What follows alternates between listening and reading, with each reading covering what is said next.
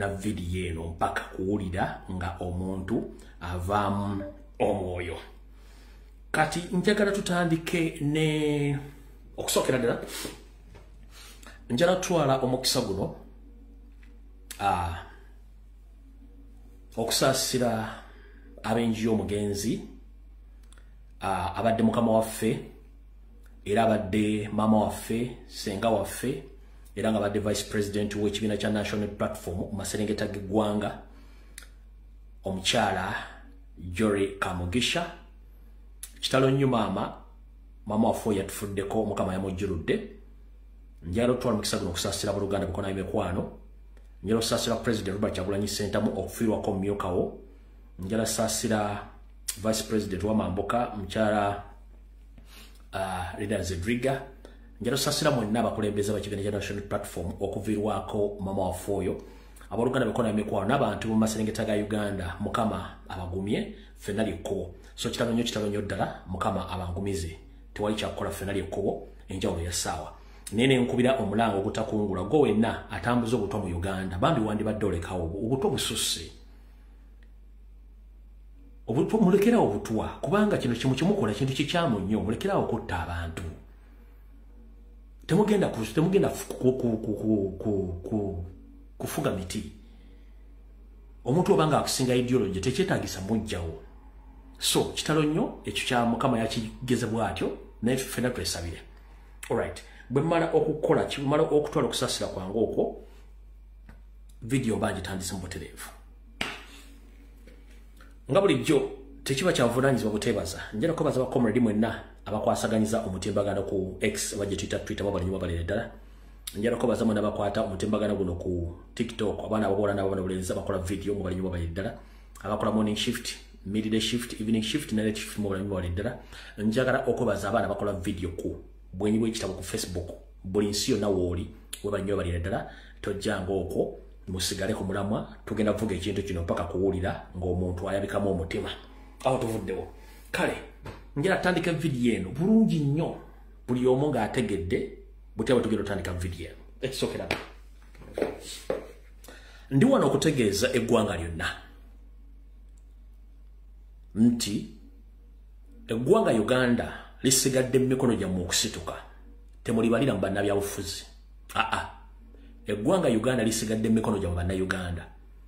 Museveni ayagala kuggyawo akawaayiro kokka akabadde kasigadde mu ssemateeka akabawa obuyinza okulonda abakulembeze bamwe ku buli mutendera gwonna.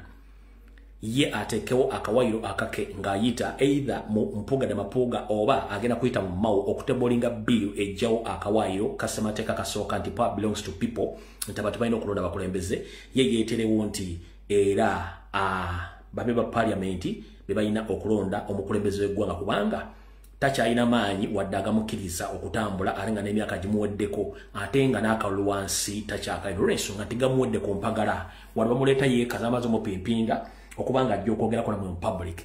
Ng'oyagala okutegeera ekituufu kye nkugamba akavidiyo kano ka seconds 16 kagenda kukakasa. Njagala otunde kye tuyita body language y'abantu bano omusajja n'omukazi. Luli nabalaga ka video omwami ono simanyi oba nkyakalina wano kansokenda oba nkyakalina. Simanyi oba nkyakalina kaakano. Luli nabalaga ka video kano ng'ali yekka kaako. Kano kasoke kateekemu eddoboozi. Nabalaga ka video kano.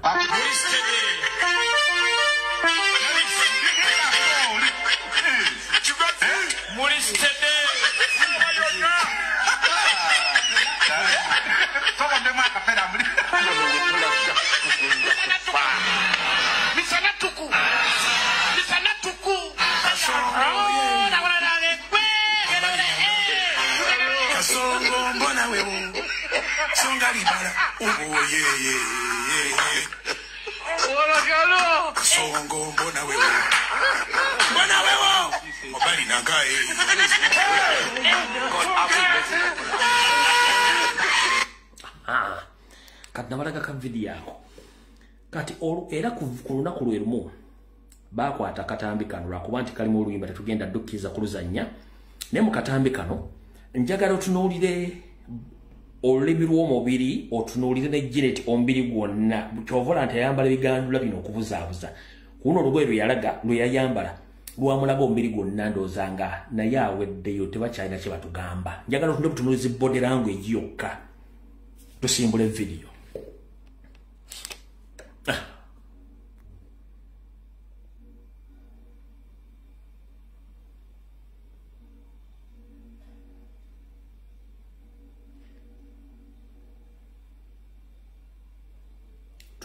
tunulirawo oyo mulabe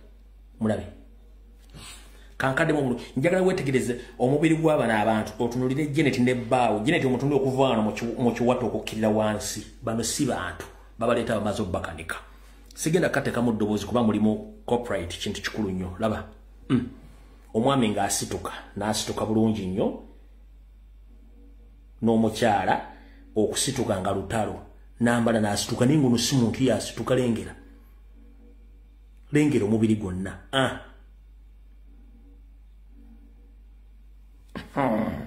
kati beba abantu betudiringa nabo kati video etandise mu butongole ndabye abantu bangi ku social media nga boogera ku bigambo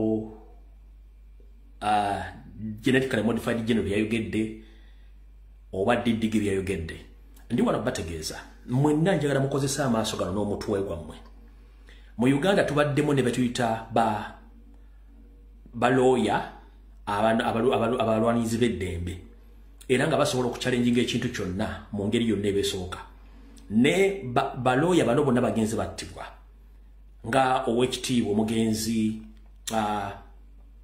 looya waffe gwe twazika embaale amanya ganva mu mutwe wa Mary twali tukyalinawo omwami ndowooza abadde Thaddeus Wakafuuzi baamuwa obutwa ne bumugongobaza n'abalalala kati tulinawo looya kanso musindooza ne Shami Malende beba batono kati abasigaddewo bonna bali compromised tebasobola kukola kintu kye balina kukola buli statement yonna ekolebwa Muhoozi eri treasonous era tekkirizibwa mu mateeka esobola okuleeta genocide esobola okukozinga chaos mu Uganda njagala mbuulireyo ani yavuddeyo n'agenda n'agula omusango ku Muhoozi oba n'akondeminga Muhoozi tewali lwaki kubanga bonna babatiisa dda Malema Biriizi awabira n'enkoko gaziganya okwerinnyira oba enkoko gaziganya okubiika amaggi buli musanga aguwaba n'ekiyinja asobola okukiwabira nti kyaganya okusala kolansi yavuddeyo kondeminga ekikolwa kya Mukama kye yakoze tewali kati saagala male budde nga mudda ku musajja gomanyi nti embwa ezaalambwa ate embwa ne boogisanga e Japan ne boogisanga e Netherlands ne boogisanga e Malaysia embwa esigala mbwa nkiddamu sharing a video embwa ezaalambwa ne boogisanga e Japan ne boogisanga e Malaysia esigala mbwa kati ebigambo muvuka byayogera ndi wano bategeeza byonna byogera abijja mu meeting ze batuulamu oyo omwana tawandika kigambo nga tebakidiscussinzeeko mu meeting zaabwe mu meeting zaabwe ze batuulamu ez'okufuga Uganda emyaka 5 nga bateekateeka ebirala buli kintu kyonna omuvubuka kyayogerako bakiteekateeka era bakimanyi so tebakulya ssente nti yawandiise statement ku social media nga tagimanyi agimanyi bulungi nnyo ompulya bulungi nnyo kati mudda ku discussinga kintu ekyo wabula buli kyawandiika kikube screenshot kitereke kiwandiike ku Twitter kibeerewo nga further reference mu maaso kyensobola okubagamba bw'akugamba nti ye tagenda kuteri civilian yagenda kuddamu kufuga ggwanga ssemateeka wa Uganda asoma ki agamba obuyinza buli mu bantu bebeerondera omukulembeze wabwe omuntu ng'ate civilian so si muki so si w'amagye sekita zonna kati bamaze oziteeka mu magye kitegeeza ki bo tebalirede kuddiza buyinza buwa bantu kikuwaligalita okudifendinga constitution yo ekyo nkimaze bw'akugamba nti ye tagenda kwesimbawo Piero yagiye aba akulimba that is kind of diversion lwaki njala kuwa reference ebigabo byayogera kitawaza byogera kalika tutandikire wano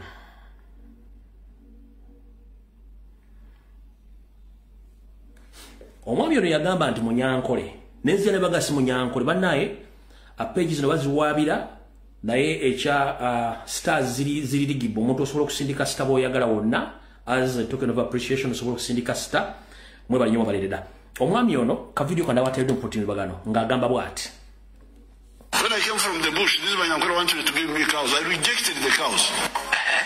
Cows, Banyankore, that was their Moses that had liberated them.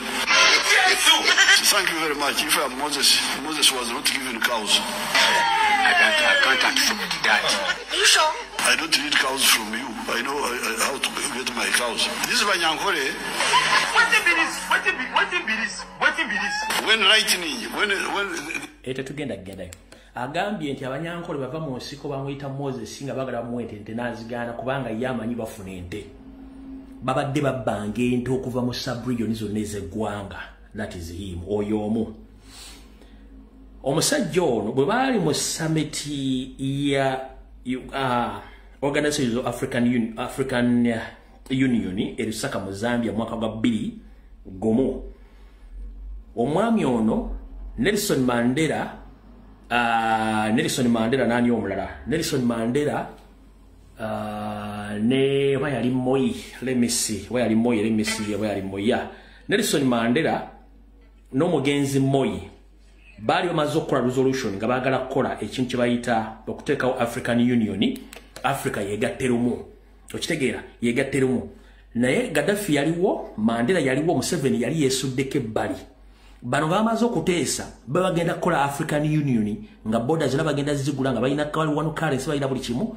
Omwami ono Mandela bwe yambuuza owaayo suggestinga kikyoyogera ku kino akasajja keebuzaabuza nga kafuka kanaaba ne kagenda waayita emyaka gibadde nga 10 ne kamulyamu olukwe Gaddafi aba inatule bamukuba mpaka mutta mpaka n'olwaliro ka video kakano. And are muting the civilian groups, and therefore it would not be proper for us to spell out precisely what we have decided. But I want you to go away knowing that we have had a breakthrough. You want to say something? Very much. Thank you, everybody. And again, let's be cool and walk for the president's out without a stampede. And I'm muting the kanzire munzanya akantu kano bulungi nnyo mukategeere. Ono yali esadi nga beekutuddeko tayagala kubera mu kifaananyi bwe bamugamba breakthrough ya African Union ojogerako ki yaga I have not strayed chakwogera kumbe yali amanyi kyagenda okukola kuno. And I'm muting the civilian groups, and therefore it will not be proper for us to spell out precisely what we have decided. But I want you to go away knowing that we have had a breakthrough. You want to say something, Gakuda? Okay. Very much. Thank you. Thank you, everybody. And again, let's be cool and walk for the president's out without a stampede. Tutambula mpola. Kati bwe kavaawo ne kajja mu 1993 kagende waabwe Rwanda ne kagamba omugenzi Joven Habyarimana nti mpulira olugambo bagamba nti eri abanyarwanda barufija bali mu Uganda bagenda kukwata emmundu bajje balumbe eggwanga lya Uganda ne kagamba mbo babalimba. Waayitawo emyezi 12 mu 1994 ne kasindika ganga y'abayeekera nga sere zivudde Kampala ne bakola ekyajabu huyo. Recently, there have been a lot of rumors circulated by people who are ignorant politically that the refugees of Rwanda in Uganda will use Uganda as a base to come and attack Rwanda.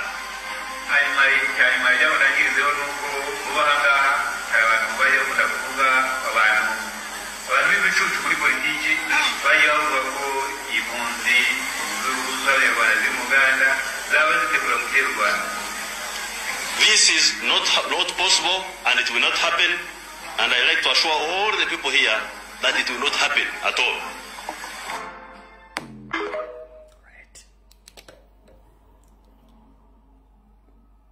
Otegedde. Kati mbatumeddeko mwenna by indigenous Ugandans who are still serving the same Museveni, who doesn't keep his words. Even if you helped him any way possible to save his life, the moment he gains strength, he goes against you. This is the woman who brought all the problems we are facing right now, to the extent that Museveni is proposing to remove Article number in the Constitution of the Republic. All those problems were manifested by Aritwara Rebecca Kadaga. As we speak right now, Rebecca Kadaga is a moving cop. Yo. Echimunywa chimunywera mu situlo ate chimulirako ne greenies ono ye leading okujjawo age limit term limit oyo Rebecca Aritwara Kadaga bamuwa obutwa ate mwagala mufuyo yajjawo yatandika entandikwa y'okuleeta bino byonna ebizibu yo Aritwara Kadaga Rebecca yaleroza Museveni amwagala nnyo oyo Aritwara Rebecca Kadaga ekimunywa kimulirako ne greenies ate kimunywera mu straw omanyi okunywa soda nga omunywera mu straw obanga okozesa straw kati kimunywera mu straw kimulirako ne greenies naye yavaako ebizibu byonna okwesiga Museveni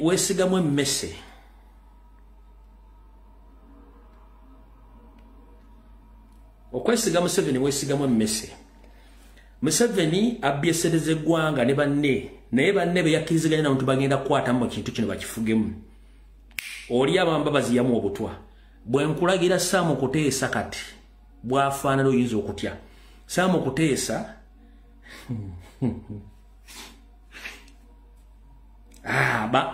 obutwe bamwe mumanyi buno obutwe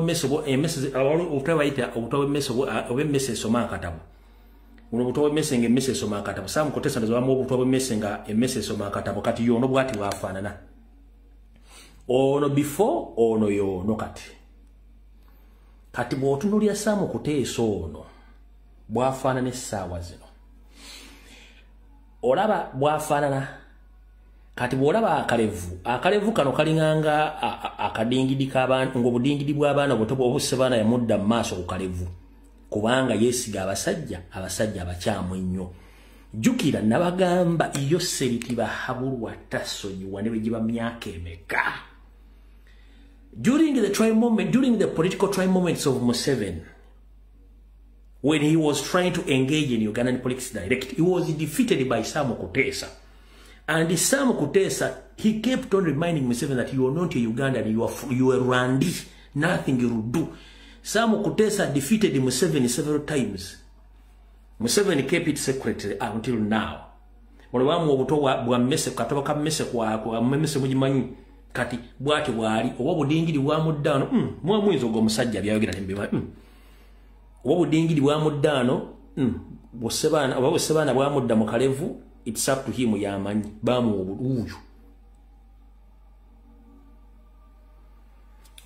bulingo obudingiri bubu bulinga bosebana bubu olaba dano akatoyo oyo ne wano yono wano mulaba yoyawo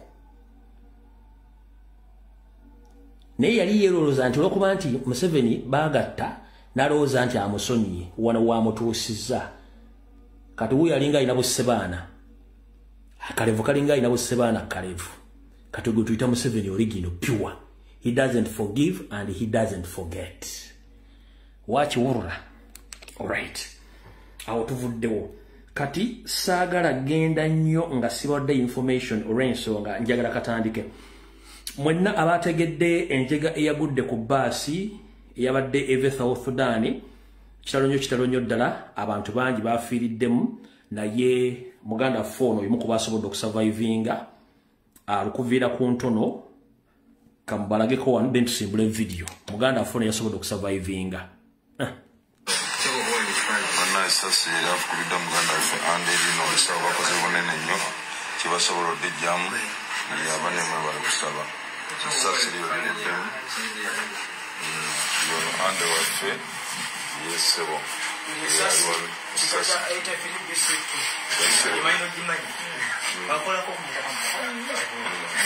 kakati yembuuza wabadde mu baasi wadudde mu maaso mutuuka awo abasajja bakubye ekikompola bakubye masasi bweba yafudde kyali kityo asitokade ko chikombera ku ngade masasi nere Bweva babamu kubisa cyane mukwate mukana yimirira oba just ya survive. Bweva yabadde mu banije yabuse mu motoka n'abigera byetambula. Baje kumpia ne yimirira. Kasaba byebye eke banabukamu. Bayingide mu ndara kakusasira masasi oba. Basoseka kubanga gaita mushaidi zona. All right. Yo kubakaonawo abadde bafidde mu bus. Naye bus ne kyentegedde kusinzira ku information. Basi eno y'abasajja Banyarwanda bali Uganda just bagulawo company ne bafuna number plates Sudan ne bafuna ne company epizabuza nti basi za Sudan basi za Banyarwanda be Uganda so n'abakikoze bade bakimanyi company kize balumba ne basi balumba out of video mu butongole video evudde kwanjura etandise mbalamusiza olwali na kuzomwezi ziri 25 za konka ku mwezi ogw'omwenda mwaka 2024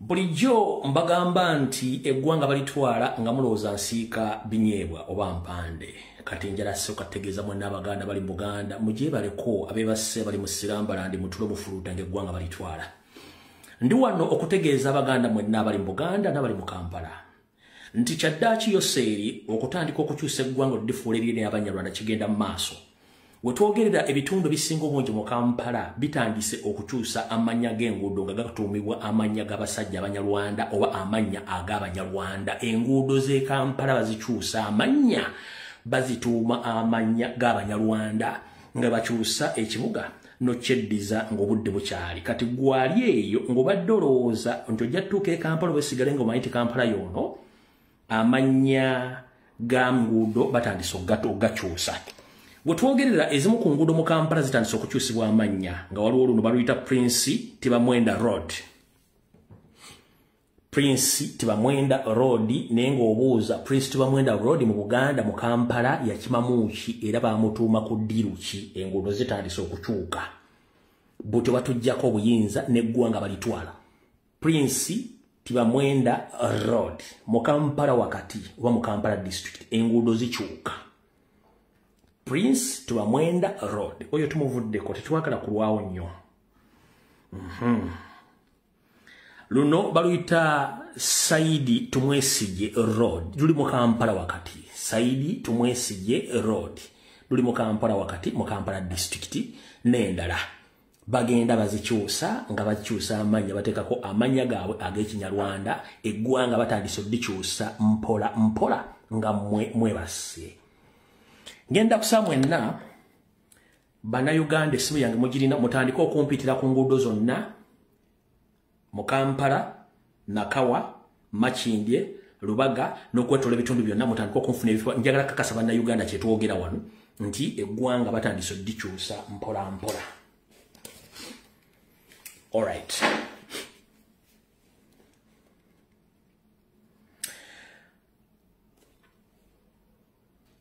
Mwenna abadde bazze bangoberera kansula tumukulembeza Robert Kyagulanyi Ssentamu atuuse n'abaagala enkyukakyuka nina amawulire amabi muwulire bulungi nnyo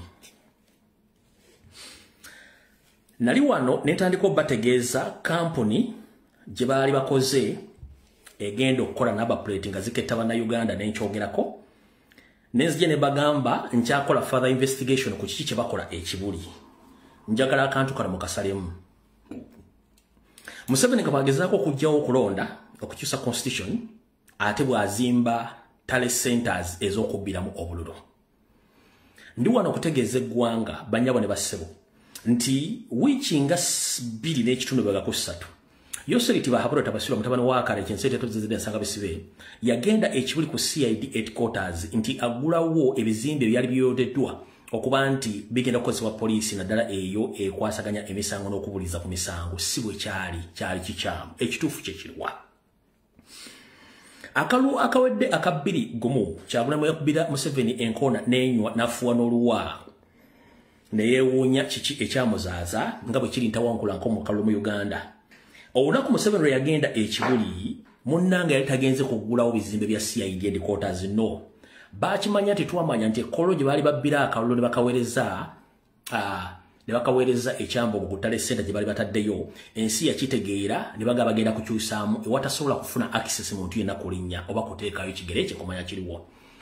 Njala tegeeze eggwanga nti Kibuli CID headquarters ewali ebizimbe epya ebya renovatingiddwa ebyakoleddwa yegenda okubeera entabiro y'obubbi bw'akalulu aka 2026 ng'era waasetingiddwayo bulungi nnyo zi kompyuta internet ez'ekika ekya waggulu ennyo n'abagenda okukolayo lwe bagenda okulonkingayo era mu nkola y'emu eyo senta gye bagenda okukozesa okubbiramu akalulu n'enkoona eve mu kunywa ejust enywere onywezi ku ttaka. Bwe bamala okulonkinga eyo gye tuyita fake tale center eya NRM gyegenda okukozesa era mu kitundu kyekimu ekya CID headquarters ekibuli ekitongole ekikuuma Yoseriti Bahabulwa ekya Special Forces Command ekya SFC mu bizimbe byemu kitaddemu camera control center eno ngegenda kuba monitoringa Mukono Kampala Wakiso nga yeyawudde ku police enaggulu tibadde bafuna obuzibu mu kusaba data no controlling kamera z'omu Kampala.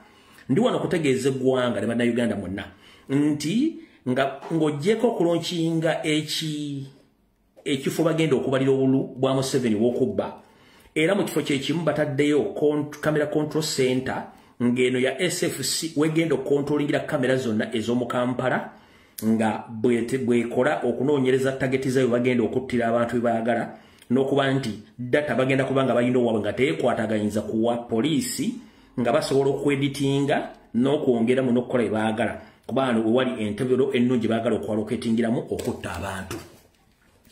Vidiyo eno nagibalaga kino kyekyali kituttemu 7 tewali kirala. Era nga sinajja kuwona ttaala. Bwe yamaze okulonkinga eno fake tale center bagenda okubbira obulu oba rigging center nalonkinga ne camera center eya SFC bagenda okuba nga balina command eyaabwe era wano we wagenda okuba nga wakontrolingibwa center yonna egenda okuba nga etrackinga number plate zonna zebagenda okuwishuinga very soon nga papasire number plates zino bazikozesa okutrackinga targeti zaabwe era nga otogere essaawa zino kati buli ewali owa traffic yomuna nti wa traffic owa buli ewali kamera wabeerawo abasajja ba SFC abali mu ngoye eza bulijjo nga bawa information ku kamera center y'ekibuli okumanya omuntu gobagoberera wawagenze na kibaagala. Kino bakikola okugezaako kikola manually nga tebannafulumya number plate zibagenda okuba nga batagetingirako abantu be baagala okutta eno information ejjuliza ku eyo yennyini byebino wano wammanga. What happened to the digital number plates? Because I was very excited with the number of the digital number plates. Who is handling that on the technical side? Your Excellency, the digital number plate project is under the Ministry of Security, and as police we are stakeholders only in Ministry of Security. Yes, Your Excellency. So who is handling that? Our chairperson is the Minister of Security. Okay, thank you. You're welcome.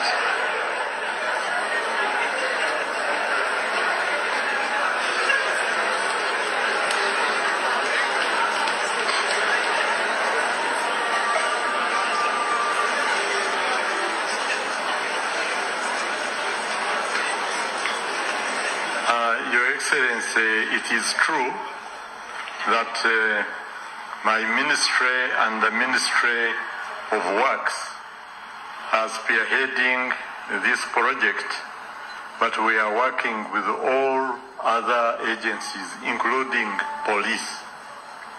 And even the... How is the science? Can you actually... The science of digital number plates... Is it accurate? Yes.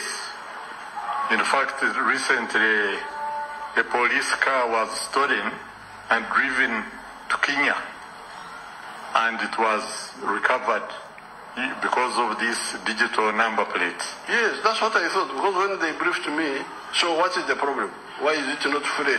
No, there were a few problems, but yesterday we had a meeting. Now the investor is ready to roll it out completely. Because you see, Thank you very much. All right. So njala kukyusa obaka buno mbuze mu Lungereza. I'm hereby informing the international community about the information which I've been giving out right now, following this short video I've been playing right now. So, the American Embassy, the British Embassy, the Canadian Embassy, the European Union, I'm here to inform you that there is ongoing plot laid by Museveni and his regime. And this plot is taking place right now at the CID headquarters in Chibuli. Hope each and everyone knows the CID headquarters in Chibuli, where it is situated and what is being done there. So as we speak right now, Yoseri Tibahaburwa Museveni, recently he launched the new renovated buildings there, but those buildings are not meant for police. They are meant for SFC and his fake agents who are going to control the rigging of the forthcoming elections in 2026. Because recently he was rigging elections via using some safe houses in coral areas where the public exposed him recently. So he decided to shift those offices up to CID headquarters in Chibuli, whereby also he had launched the new camera control centers for mainly SFC, because they have been finding difficult times to get data from the main police headquarters in Naguru and also in Inatete. So for them, their main reason as to why they have established the Chibuli rigging center and the Chibuli camera center for SFC is because they want to use this opportunity because during the previous time they launched these new digital number plates where they are going to use those number plates to track all their targets. So right now they are going to use these number plates to track their targets. So they are going to use the new launched camera center in Chibuli, because they have been having a quarrels between police and SFC in how to gather data from police to SFC. Now they launched their new offices at Chibuli, commanded by SFC Special Command Force, whereby they are going to control almost Kampala and Entebbe Wakiso cameras, with the hidden mission of tracking all political opponents, because Museveni wants to use this opportunity to eliminate each and every person who's against of his family and his regime. So I'm here to inform the international community that please be vigilant on what is going to take place in Kampala, because there is ongoing silent genocide in Uganda. There are so many people have been poisoned, some have been killed, and across Kampala and Entebbe Wakiso, Museveni had created many safe houses or torture chambers where on a daily basis they kidnap innocent Ugandans and they are tortured. Recently, all the embassies in Kampala, including Nairobi, in South Africa, they have been asking why is it that Ugandans are running out of their country. They are running out of their country due to their safety. They are not safe, they are not certain about their lives and the economic situation which is taking place in Uganda. So those are some of the reasons which forces people to get out of Uganda, on the big some numbers of which come to their embassies across Uganda, East Africa and South Africa for seeking visas to leave that country before it's too late. But mainly, they are targeting the indigenous Ugandans. Those are the Baganda, Banyoro, Batoro, Basoga, and those from northern part of Uganda. So that is that's what they are planning right now as we speak. So I wanted you to get this information from reliable sources, and it remains in your hands to do further investigation. But Museveni is good at camouflaging and lying. But whatever I'm saying here, I have the evidence. Echo nkimaliriza kati ngenza ku information. Museveni okitegedde. Mumukole bwe mwenga mutta abantu muwamba abantu kati mwatadde rigging center empya mwoza mwazimbidde CID kube mukola bikolo bino byammwe mutegeke ebintu bya mu bulungi nnyo. Ekyo nakyo mukitegedde.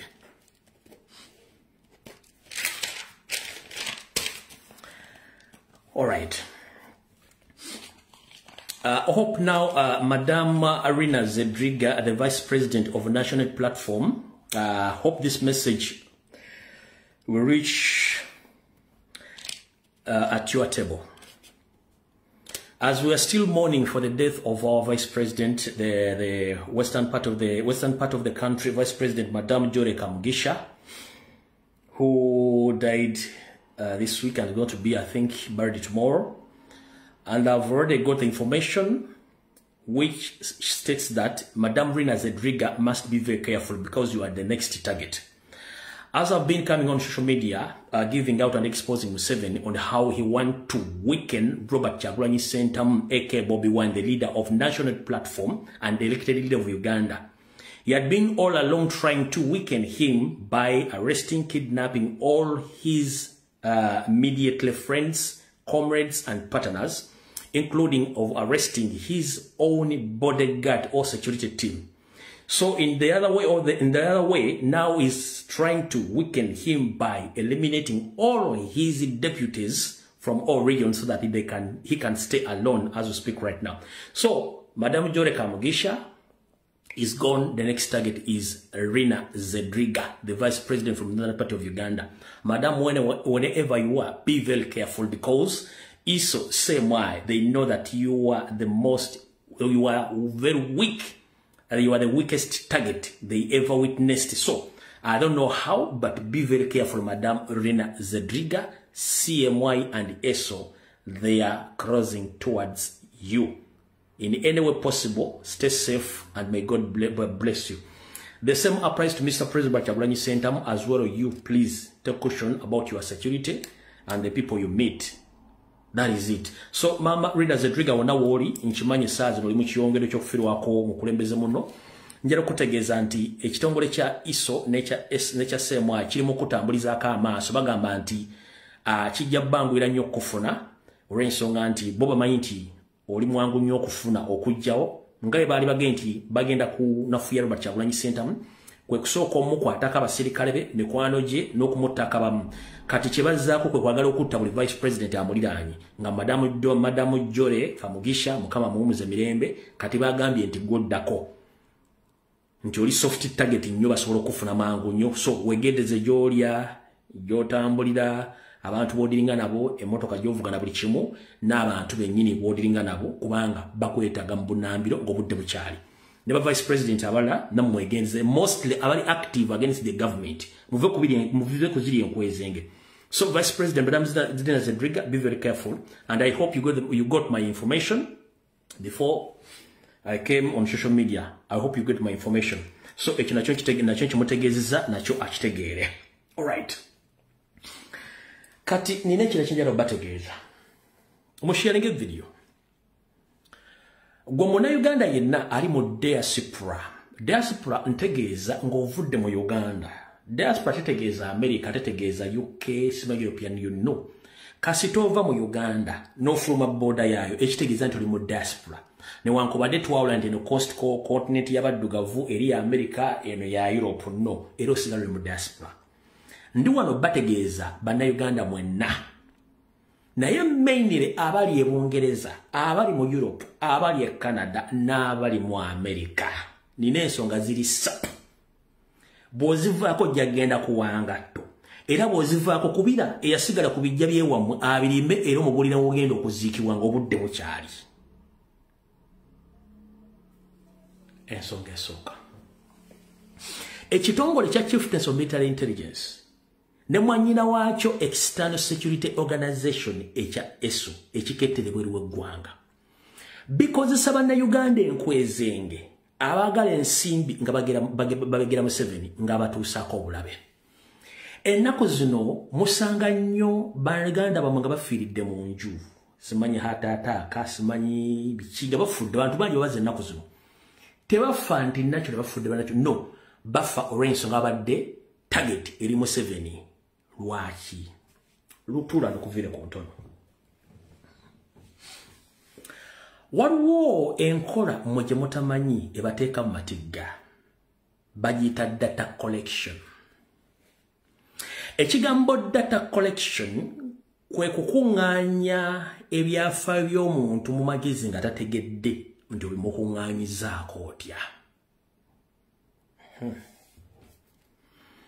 Yange mbyogera kate ng'omusezi agula essiyani nti ntera kulirako bantu bange. Alright. Tera kulirako baki? Tera kulirako bantu bange.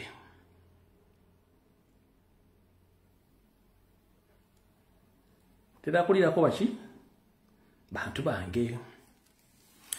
Bw'oba oli Bungereza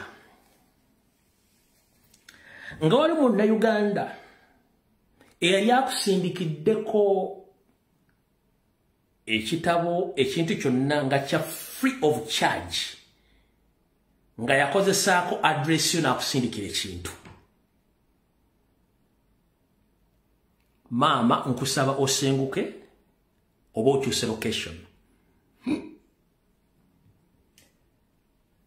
Waliwo omwami ono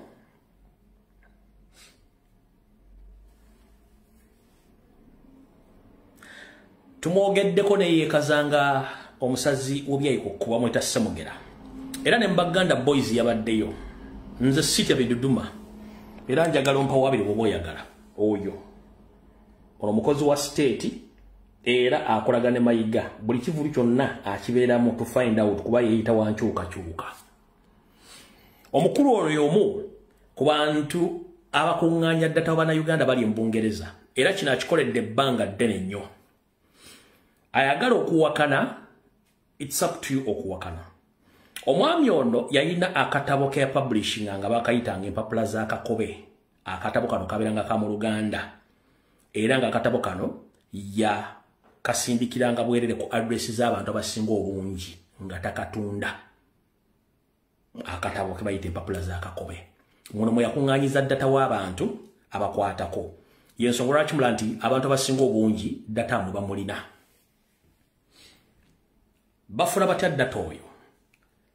The moment waneebulayo omuntu afuna address yo asobola okumanya buli kimu ekikwatako. Ekyo kimu. Mu Bulaaya, the moment kasita wenyigira mu kintu kyonna ekya community y'Abannayuganda nga kirimu okweexchanginga address, amanyago, enamba y'essimu, next of kin, oba owedde baba kuyina 100%. Nkiddamu. Bwenyigiramu community activity yonna ng'erimu okuteekawo enamba y'essimu, amanyago, address yo, next of kin, baba funye proper information yo.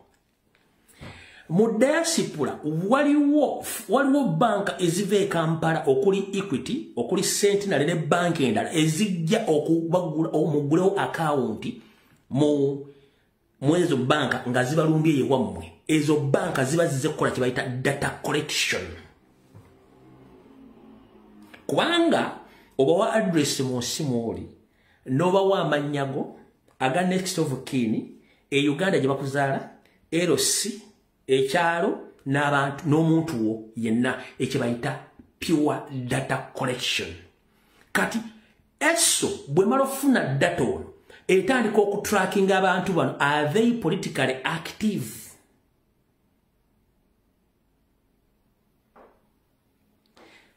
Nti no. Do they support the struggle silently? Nti yes. What are their views on the ongoing political struggles in Uganda? Nga ba finding out. The moment kasaba finding out nga batandika okutrack ngokutambulirako. Basobola kikola emyezi ebiri ku mwaka mpaka ne bakufuna ne bakutega akatwa either ku lujjulo lw'emmotoka, ku lujjulo lw'ennyumba oba mu function ena gy'oba ne bakola kye baagala gwe n'ozikira. Ekyo nza mukitegedde. Kino kyogedde gino kigende mu bantu mwenna bali mu diaspora. Kino kyogedde gino kigende mu bantu mwenna bali mu diaspora. Mufuna obwongo butegeera. App ezisindika ssente. Part of the problem. Naddala nga zimanagingwa Bannayuganda abali e Bungereza. App yonna ng'emanagingibwa Munnayuganda ng'esindika ssente. Be very careful. Ekyo mukitegedde. Tugenze mu ggwanga lya America.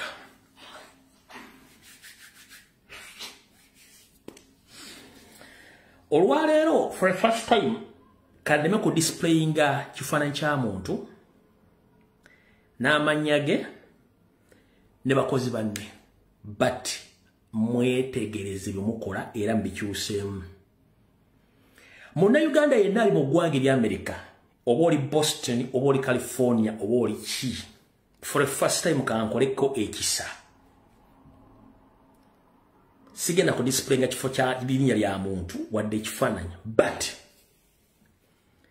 avoid kampuni z'abanna Uganda ze balina mu bitundu bye mulimu avoid one. Bw'oba olina munna Uganda ng'akola mu insurance oba alina insurance company baddukanya insurance company ne already data mu mwamuwaayo muli target kubanga data mu yonna bamulina. Gwajja ogamba nti nkuba company yo yes kyogere ntaasa bantu.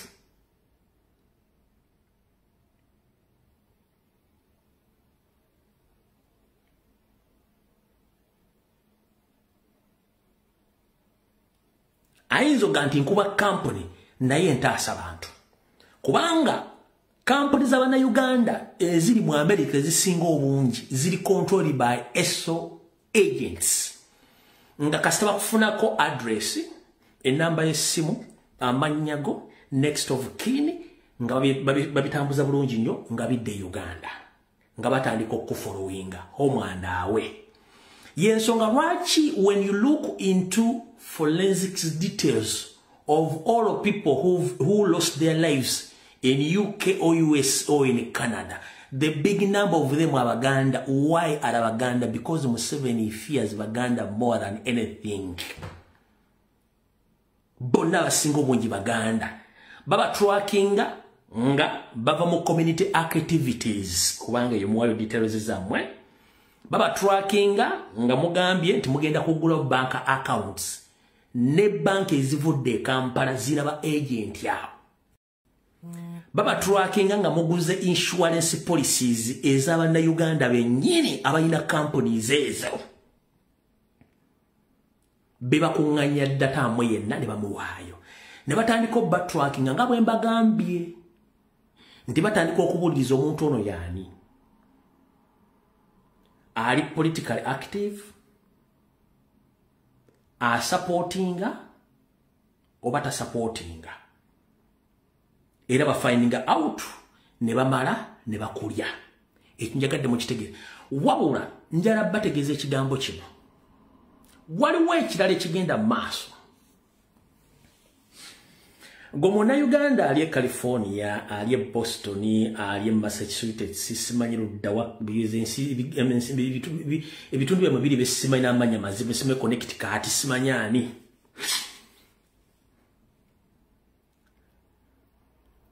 Naddala ng'oli wankyukakyuka. Naddala ng'oli wankyukakyuka ate ng'okyagala obulamu bwo. Ngenda kusaba taata ebivulo bijja mu America nga bibaze mu America byesonyiwe. Lwaki waliwo akatega akapya. Ali eyo osobola biwakanya oli waddembe waliwo akatega kapya ke kaluwa. Waliwo enteekateeka y'ekitongole kya External Security Organization ekya ESO. Kirina abawala abalungi kaalaala bali idle and disorderly. Kiki ekibabeza idle and disorderly and they ever attend parties. Nkiddamu Iso eina abawala balungi kala nenga bali idle and disorderly bali ku mission bangi nnyo babeera mbivulu bya mwe babeera ku community parties what omanyi lwaki babeera available anytime. It's because you don't know there are many targets. It's you the men or the boys who support the struggle. Abamanyikiddwa n'abatamanyikiddwa kubanga badetecting ani yani ekibaleeta abawala abo bonna ku mikolo egyo bambi babaze kubateka. Waliwo akakotega akapya ke baleese kankano. The moment ogenda ku mukolo oba waliyo omuyimbi oba community party oba ki oba oli awo ng'omukyala ajja ng'atandika okwetega nawe olw'okuba nti zipu yo tosobola gisumula buli tokozesa windows zo manyi abasajja mulina ekizibu mulina 15 minutes ghost eyo ebatwakaze ne mutulanga embaata esala leerwe nga temusobola kwekontrolinga 15 minutes ghost ejja balekera obuzibu mu ggwanga lya America n'ensi endala. Ulira bulungi nnyo.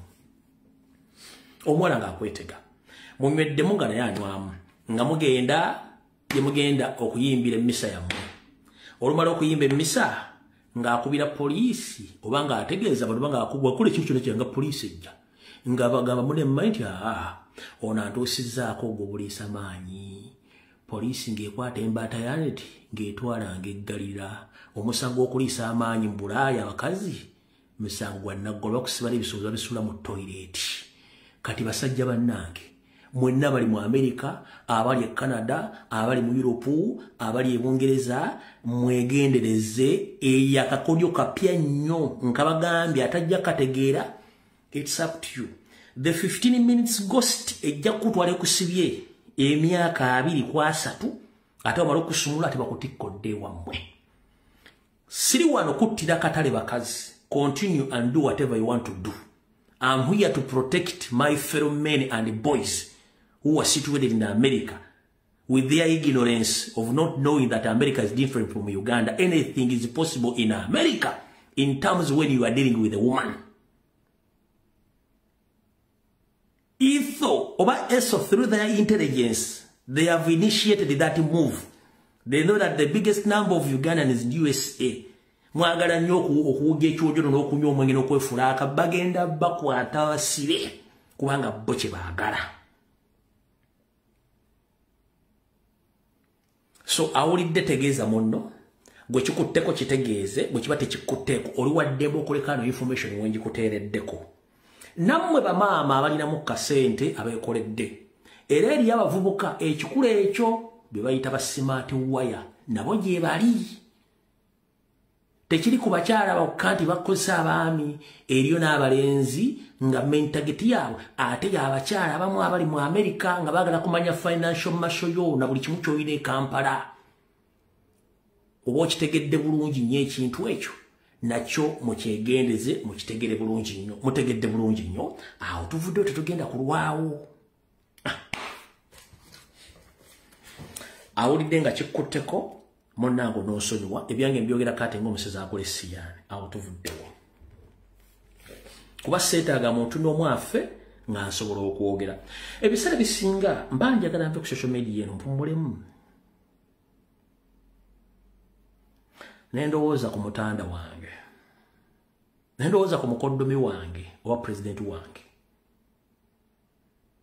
neŋŋamba nendowooza ku bannayuganda bannange bakataala bannange mbale sentya nga basobola obbatta nga nsirise kuba nze ssebo yange njijjako ekiro naye ogenda okera ku makyankuliko information mnoga eno kanjireke kati kyekimpaliriza okuba nti nandibadde kyovula nakendeza nkola lwakusatu lwakutaano lwa Sande ni nandibadde ekintu kino nakivaako ddanga nakiri ne lwendowooza ku mutanda musajja wattu buli lwendowooza ku mukoddomi wange Kyagulanyi yampa sinze muwa ate nga mukulembeze wange neŋŋamba nedda nendowooza ku bannayuganda bannanga batalina access ku information neŋŋamba no kanjiranjira. Alright kati which eno yennyini najja nembagamba nti omukiise wa Kampala Central Muhammad Nsereko takyava ku social media musingira parliament abantu byagenda okukiikirira. Kiki ekimubeza ku social media n'okuba nti agulirira abavubuka bonna bali ku social media nga akosasereza omusolo. Wulira weetegereze kuno Muhammad Nsereko kwoli wa village yakutukako ne ba agent bo bonna. One, njala bazzayo nti Muhammad Nsereko bwe yalaba Kyagulanyi ng'azze mu parliament yatuuka n'okugamba nti ye tagenda nkowa Kyagulanyi kuba talina kyamwetaaza. Video neevaayo nga yatuuka mu maka ga Kyagulanyi ne tusirika. Kati Muhammad Nsereko abadde all along bloka wa Museveni ng'agula ba opposition yatuukira ba Kyagulanyi Center munaamuleetera emboozi y'emu tyafe ebyobufuzi afe tulya buli jana tukolese namuga please siri kirasi ya yakulya ssente za muwamusolo nze najja kulwanira ggwanga Uganda dikyusa kyanyiza omusajja ono bwe busungu bwalina ku Robert Kyagulanyi Center. Kati ekizibu kiri luddawo ekirala kiikino omukulu Muhammad Nsereko oba MP wa Kampala Central abeera ku social media ng'agulirira abavubuka abakazi n'abalenzi oba abaana b'obulenzi n'ab'obuwala okuvuma n'okukalakata Robert Kyagulanyi Center wapona okuhakinga page ez'enjawulo kuli ku TikTok ne ku Facebook ne ku Twitter eno gyasasula abantu okuva Robert Kyagulanyi Center. Ng'amanyi nti President Robert Kyagulanyi Center yafuuka kyabulambuzi ate yafuuka kyabugagga era ekireeta emmere ku ssowaani z'abantu nga bano bakikola buli lunaku nga basasulwa. Muhammad Nsereko lwaki akola ekintu kino akikola olwa pressure eva mu State House olw'ekikolobero kye yakola kyengendo banyumiza nammwe mukwate ku nviiri mujja kutya ensi nga bw'etambula. akola ekintu kino olw'ensonga nti Muhammad Nsereko mu bukujjukujju obw'ekitalo ono omwami yagenda butereevu ne yeetaba mu bikolwa eby'okutunda ettaka ery'empewo liyaguza abasajja Abapakistaani ekireka mu lutobazi yali yabaguzawo ekemu nga baguzizza obuwumbi 4 obw'ensimbi za Uganda Pakistan nga bagenda kukolera emirimu gyabwe wabula Pakistan olw'okuba okuwonsereko obuwumbi 4 obwansimbi bagenda batandika okugenda okukebera ku ttaka lino lyobeera nti ligenda kubuka libiŋŋanswa bagenda otuuka mu kitongole kikwasaganya ku nnambula y'ettaka n'ennambika yaalyo kye tuyita Uganda Land Boards nga bagamba nti ettaka libabaguzizza lya kitongole kya NFA ekikwasaganya ebibira Pakistan babuka enswa bagamba Nsereko ogujwankana ogufujja ezaffe tuzaagala Nsereko atandika okwetakola mu bigere ne mu nviiri nga talaba wagenda kujja ssente ng'ate ssente yazifuna dda Pakistani bano bamugamba ssente tuzaagala bagamba nti tezifudda dda na lusoggo ngenda bawa ettaka eddala nti ogenda dituwaawa Nsereko ng'akwata Pakistani bano ng'abakunguza nga batwala essingo ku mitale balakisi ng'abalaga ettaka eryali ligenda okuwerako almost emmayiro ey'ettaka ng'abagamba ettaka lino lyemba wadde ng'era abawa ebipapula ebijingirire abasajja na Pakistan kye baakola nga nabo bagenda era gye bakeberera ettaka okulaba ettaka lino lituufu lya Nsereko bagenda otuuka ogenda mu landizi Bosebo Kalaseyo wa Minister of Lands okebera bagenda otuuka wenge ettaka lino ate erimu ku ddyo si lya Nsereko lyonna nga n'erimu ku ddyo lya balakisi y'essingo ey'amagye Pakistan mwe bambalira buno obukanzu bwabwe busala ebibanja Pakistan balina buno obukanzu kalimu siriiti ne siriiti eno bwe kati eno ngambala zino entalabuusi zaabwe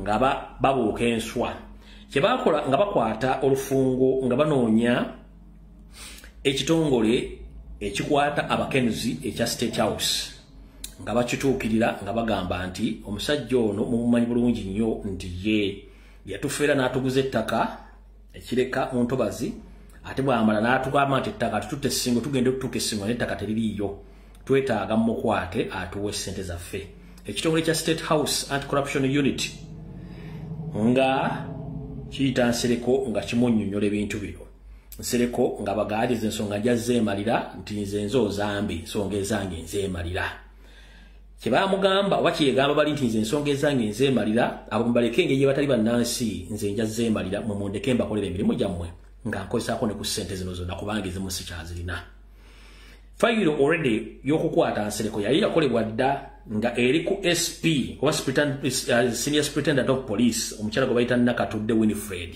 yayina fayiro ya Nsereko ye ng'alinze bulinzi okuva mwakulira ekitongole ekya State House Anti-Corruption Unit okugamba nti Nsereko mukwate naye olw'okuba nti Nsereko omulimu gwakola ku social media ogw'okwonoona ekibiina kya National Platform Organizing Center kyekyakamukwasizza okuba nti aliwo okukola emirimu egyo egy'okwonoona erinnya lya Kyagulanyi n'okwonoona ebintu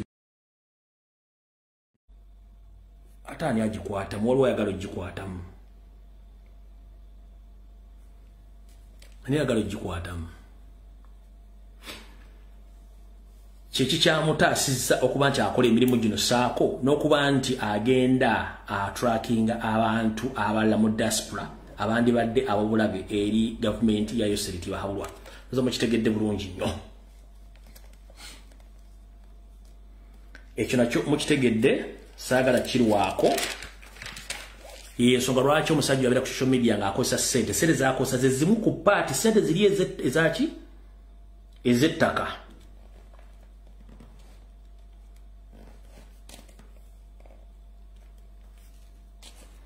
awo nawo nzigaddewo tugenze ku information endala mu nkola ey'okutwala eggwanga n'okulisikiza abantu abagwira Museveni akyakigenda mu maaso nekikola wetwogerera essaawa zino ndi wano tegeeza abasawo bonna bannansi naye okusingira ddala abaganda abali mu malwaliro omuli gye tuyita referral hospitals mu Buganda wonna ndi wano bategeeza baganda bange nti waliwo olukwe olugenderere lwomutamanyi olugenda mu maaso naye kimanyi mujja kutegeeza baganda bammwe nja kufuna feedback. Museveni ng'ayita mu Dr. Ruth Acheng ng'ayita mu Permanent Secretary of Ministry of Health Dana Atwine naye kennyini enteekateeka eno baagimaliriza ne simanyi mugenda gisanga. Buli dokita yenna nga muganda bakutaddeko abantu babiri be balinga ba juniors bo okole nabo ngo batendeka naye ng'essaawa yonna bagenda kubanga bakujjawo. Bw'onoobaolirako ennyo nga bakusiibudde tebakuwadde butwa ojja kubaolirako ennyo. Nkiddamu bw'onoobaolirako ennyo bajja kusiibula nga bakuwadde obutwa. Ne process gye bagenda okuyita bayinza okugamba ddamu applying omulimu ogwo naye nga bamaze okusomesa ba juniors bano bonna naye nga Banyarwanda wezi okola amanya ga Kinyankole oba ga kiki ga Kinyolo bano bonna Banyarwanda bonna Banyarwanda tekuli Munyarwanda tekuli mutolo n'omu tekuli wadde Omunyolo tekuli wadde Omunyankole bonna Banyarwanda. Health sector nga bakikola mu police bakikoze mu military bagenze mu health sector yonna bagijuziza Abanyarwanda.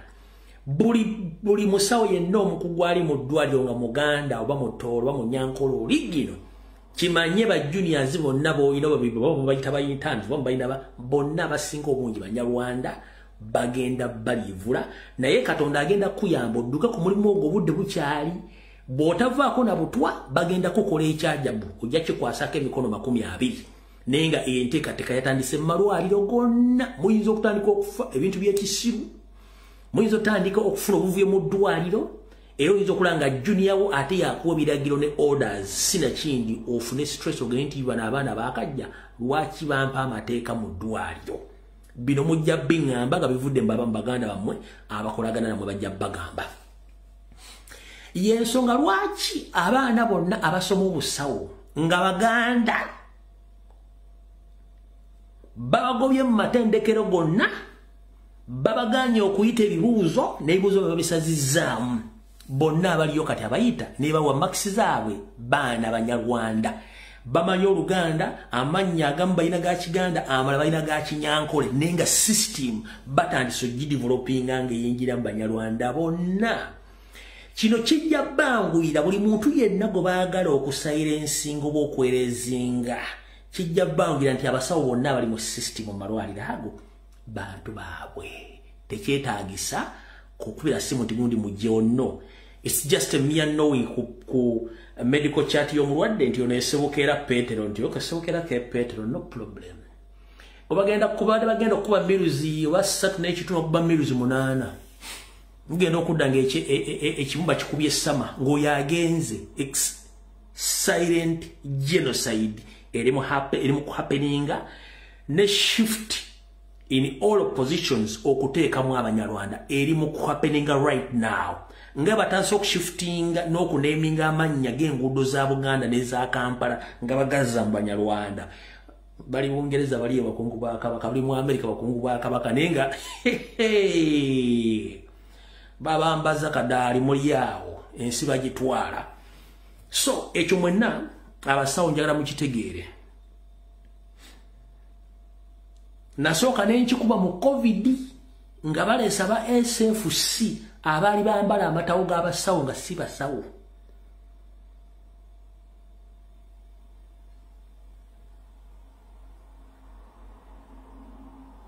Nakikuba mu COVID ngera omulambo gwali badde gwe 500 bagubanjanga $7.8 nenga unyomula bagenda gulya bagala balemesa mu fast mu bere frustrated.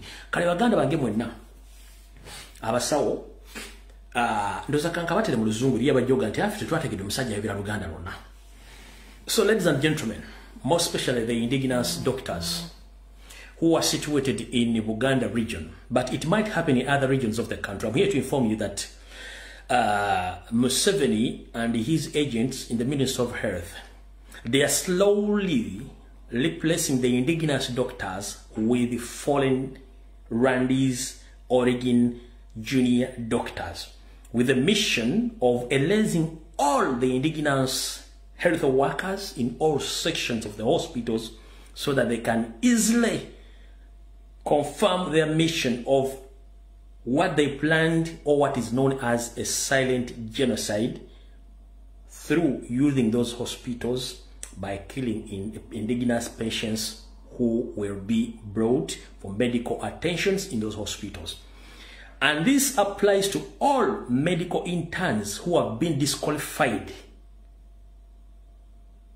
across Uganda, but mainly in Uganda. All those students right now you see who are in those all institutions or medical institutions, the biggest number of them, they are not Ugandan. Those are Rwandese.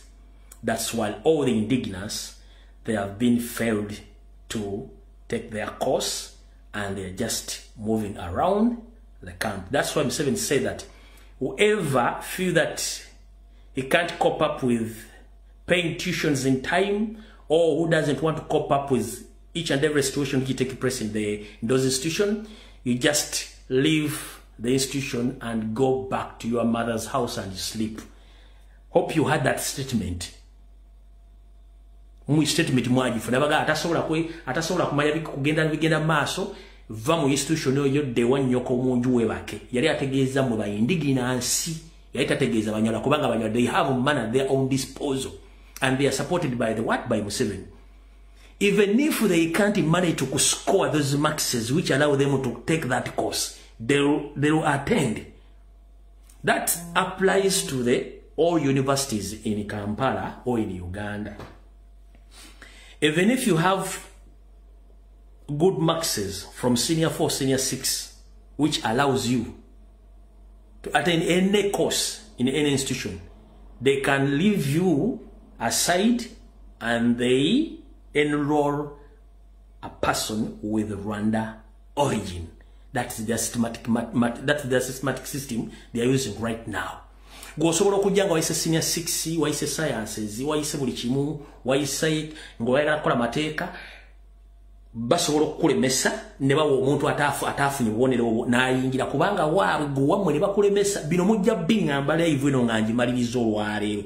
Nja kujja mbibagambe remarks oba feedback zenda banfunye mu bino ebigawo byenjogera nti bintu bigenda mu maaso mu ggwanga ne buli omu asirise baagala bibagamba nti abaana bammwe nga oli wa Musoga, oli wa Mutoro, oli wa Munyoro, oli wa Muganda, oli wa Mulugwala ye lwaki mu biki mukimanyi soloza mukitegeera.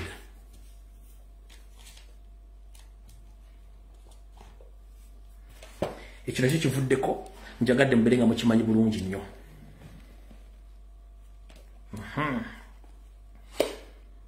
Kati wano wewali okulya n'okukomba essowaani wewa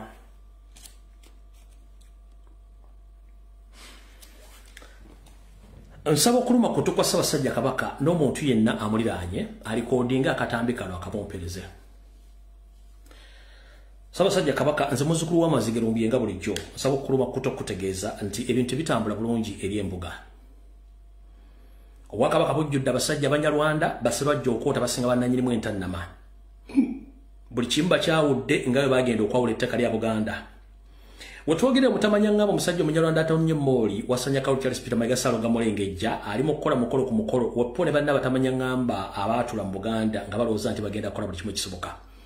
Mu nteekateeka ey'okusaddaaka oba okukolerako ebikolobero nga bwe baakikola luli omukyala oyo Sarah Agnes Nabaloga oba Agnes Nabawiiki bwe yagenda mu mawanga g'abasajja Balumamba Abanigeria gye eddagala epitirivu najja n'akuma ekyotogombolola mu masiro g'abajjajjaawo ekasubi ng'akozesa ate muwala wo Mumbejja Kinzi yali alowooza nti asobola okukusaddaaka naye tamanya nti ye kennyini yeesaddaaka.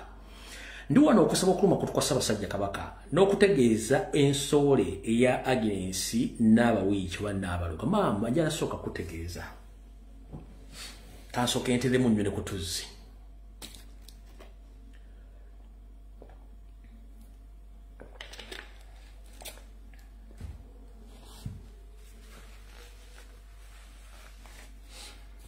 Wattu okufaana Sseruganda ate ekiwalata kya Ssensekere kubanga yagala nnyo okweteeka ewalaba. Mukyala Agnes Nabaloga Sarah Kagere, David Wasajja ne Wasanya Kawo Charles Peter Mayiga omusajja omunyalo njala bategeeza ebintu bimukola bya buswavu nnyo era biswaza Buganda wandiyagala okukola ekintu omuntu watu n'omusikango yamuyambe ekkiriza ebintu bimukola temusooka kwebuuza ku mitwe gyammwe olw'ensonga bye mugenda ku baganga babalimba bulimbi kubajjako nsimbi tebasobola babulira kituufu ndi wano bategeeza official nganze muzzukulu wa Lumbuye nti Buganda wala na musaayi tebuganda wala na nsole nkiddamu Buganda wala na musaayi so sina nsole Agnes n'aba wiki oba Agnes n'abaloga ndi wano kutegeeza ne bw'onojjamu akabikko omulalu n'ositamu wengula n'obulaga Sudani obula n'obulaga eri ku Munaara ogwema wagga gyensibuka emiti ya Nattanda obulobweruge n'obutunuze Kongo munnange buli kyokola okola kya bukunya lwaki Buganda wala na musaayi era butambula na musaayi kyobula baga nti abooluganda bita watu kubikonagana tebyatika wano nno Oluganda lwenjogera luyinza obbazi bwoliramu abamu naye munangumiikiriza omukyalo oyo Agnes Nabawich ne Sarah Kafutu wa Sarah Kagere ne mukulu munnaabwe David Wasajja Apuli nono Munyarwanda Charles Peter Mayiga mukimanyi bulungi butanga ntandika programs zine mbabega yonna mbadde mbategeeza nti abantu bano ng'oggyeko oli omusajja Munyarwanda Peter Mayiga bana abasatu beefuutiika mu Bwakabaka kubanga Nsowole Museveni n'Abangereza tebaleeta okuteekawo history muwanvu namubabuulira n'ekyo beerabidde nti Obuganda guba musaayi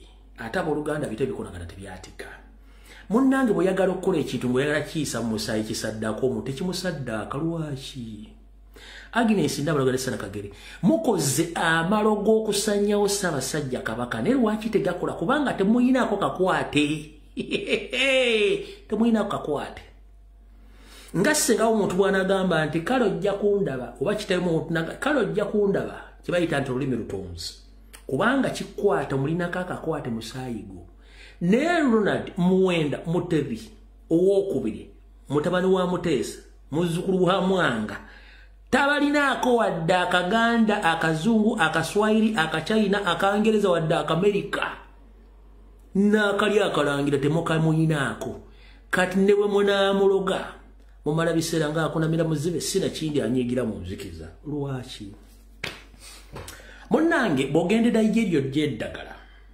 ng'ate okimanyi bulungi nti oli musimbukufu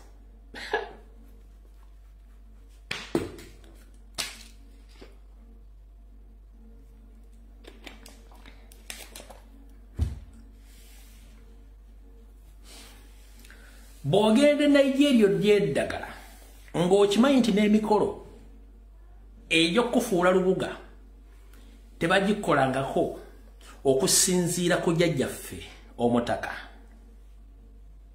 nga bwe yatulambika kitegeezera okwotakota Mugalumunde ekyokubiri nga bw'oli omusimbukufu ate omusimbu taliraana Ssaabasajja Kabaka era lwaki tomanyi nti weegalika nga gubonese kubanga bwe weegalika nga gubonese munnange n'otiiriisa kiba kitegeeza nti ovudde mu mbeera eza bulijjo buli lw'oyiwejjovu n'oluma amannyo ng'embaata eruma ekigogo kiba kitegeeza nti oba ovudde mu buntu bw'abantu oba ofuuse ekiwemmemeku kati ndi wano kutegeeza mukyala Agnes Nabaloga oba Agnes Nabawiiki maama njagala kutegeeza wagenda Nigeria n'ojjayo mukuukulu gw'eddagala oguleete ogukozese mu Kyoto Gombola mu Kikume ng'okozesa ate omwana wa Mutebi Omumbejja Nkinzi mukuma omuddagala ate gumusale munnange wali okunamira muzibu olw'ensonga tekisoboka toyinaako wadde Akaganda wadde Akambejja ku Mutebi mula biseera omusaayi gukwatagana muki na musaayi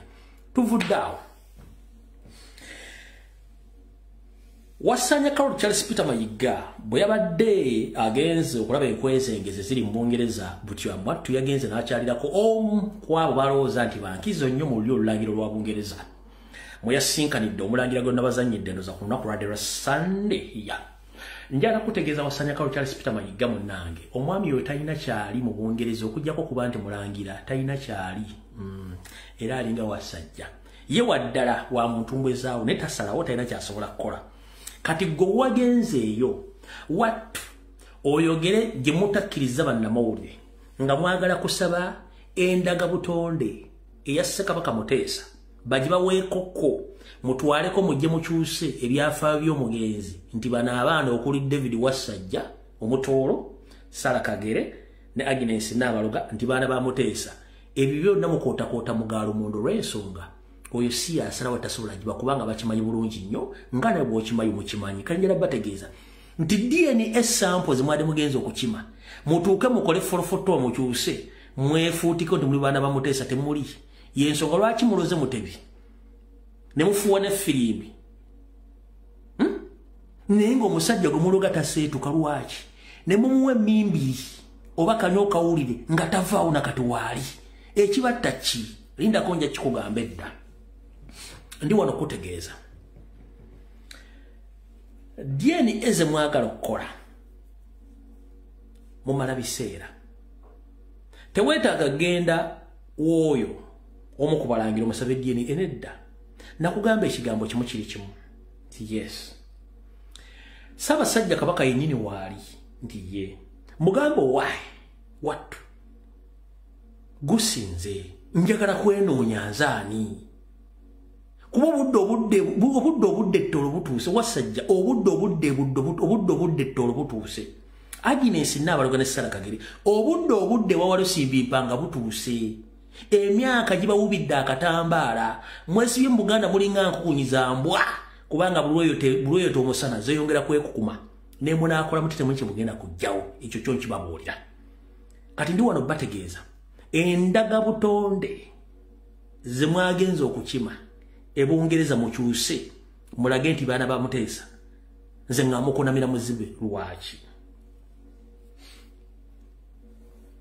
ekisoka kikino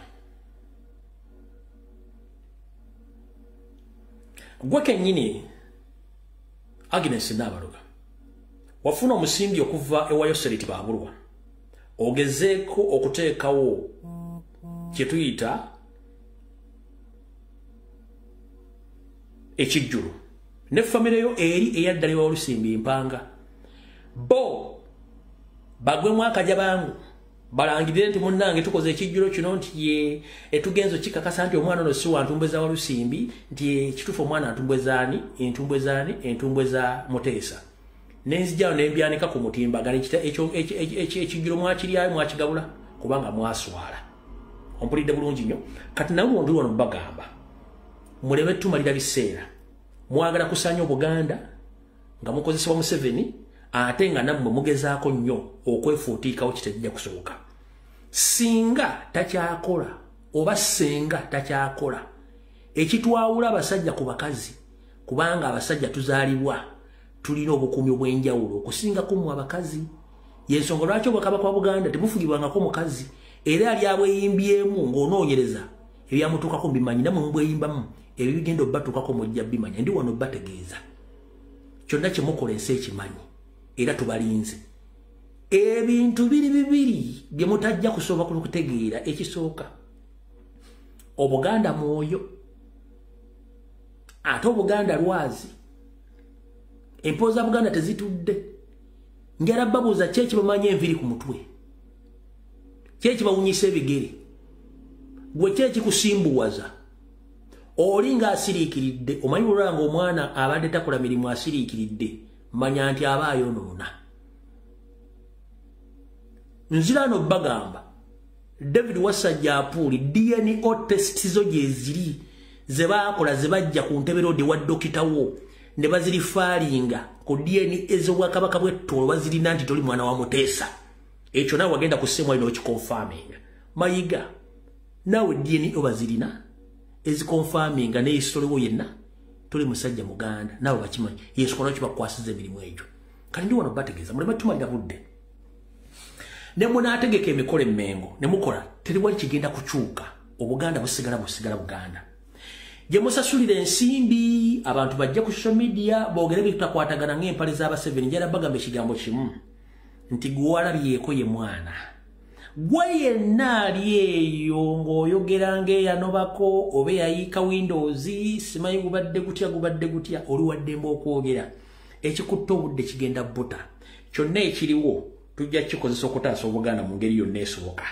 twamaze dde okukola profile ya Agnes Nabaloga eya Sara Kagere eya Kiwalebe Male eya Gamulengejja ne David Wasajja Wasajja mukazi w'omumanyi gw'owujja ekiwojjolo muwala wa Bakireke no Nsubuga ono we Munyarwanda we Masaka yakuwa omuwala omukazi w'omumanyi bulungi nnyo yanne wa muvandume omanyi omulimu gwakola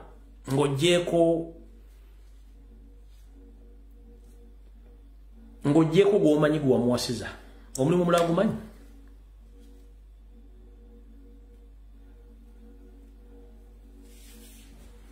ndikukugamba edda ng'oggyeko ensimbi Museveni ze yakuwa ogenda omuwase gwe tomanyi mukazi we yaani era naye ku video kuno ayinza okuba waali bamuyita bakirekeraawe oyinza omukazi wo kuno kwali oba komuleko bajja kukubulira ndomu yagambye ng'oggyeko omulimu ogw'obutonde gwe wasiza mukazi wo emirimu gyakola ogimanyi ayinza okuba tava waka naye nkubuulira Museveni gwe mmanyi taleka jjinja nga talifuukudde ate taleka bujulizi olimbuulira eriva mu byebiraka nga temunnatta mutebi muyinza okukola ki oyinza okudda nga gwomusooseeyo kuba nkimanyi essaawa zino waliko mu Amerika ejo wali ogenze ng'ogenze kukebera kansa w'obulimma bw'abasajja kansa w'obulimma bw'abasajja amugjawa nga gw'omu ku bantu abasinga okwegadanga mu Kampala wano nga sente ze z'obulamu ebitundu 6 ku buli 100 zimalidde mu kwegadanga kansa w'obulimma wamujja ludda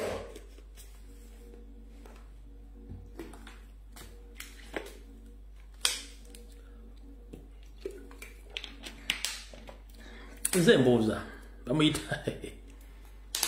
kansa w'obulimma wamujjawa w'obudingidi nga sente zo z'okoze mu bulamu ebitundu 6 ku buli 100 zimalidde mu kwegadanga kansa w'obulimma wamujjawa w'obudingidi mayi mulwawo kutegeera ekizibu bwe mba mulya temumanya nti waliwo abaana bebase ku street eri abantu bebagoba ku mataka bwe mbeera mu bbanga lwezo ezo temutegeera nti abantu balina ebizibu naye nga gw'otudde naye ku dining akubala omubala by'omutamanyi mwagaana okutegeera mwe mwenna nti enkola ya Museveni bagireka siireka bujulizi buli lwakutera omukazi Omunyarwanda ku mmeeza kubeerako ne saladizi gwokanyaga maama ng'ofumba saladizi kasupu nga kawoomi obeerawo gyakafumbira kyovula Abaganda tugamba nti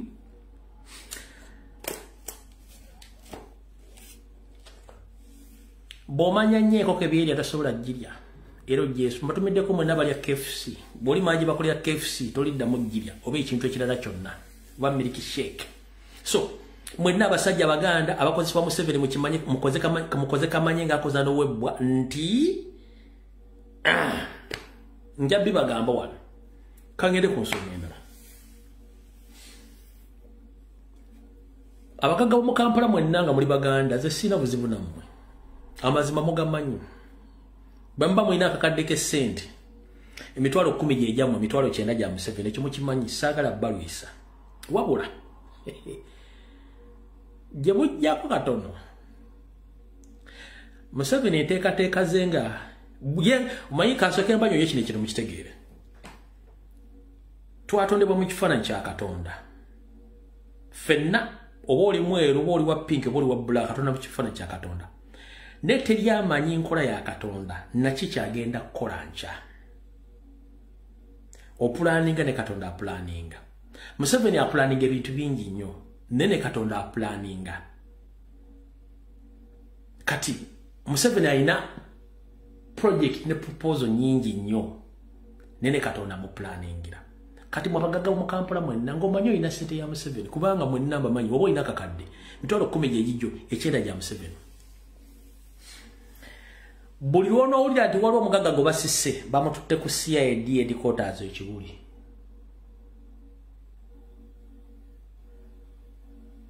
kida buli ono uli atwala mugago bakusisse bamutote ku CID headquarters ekibuli for questioning or for anything temuli damu mulabako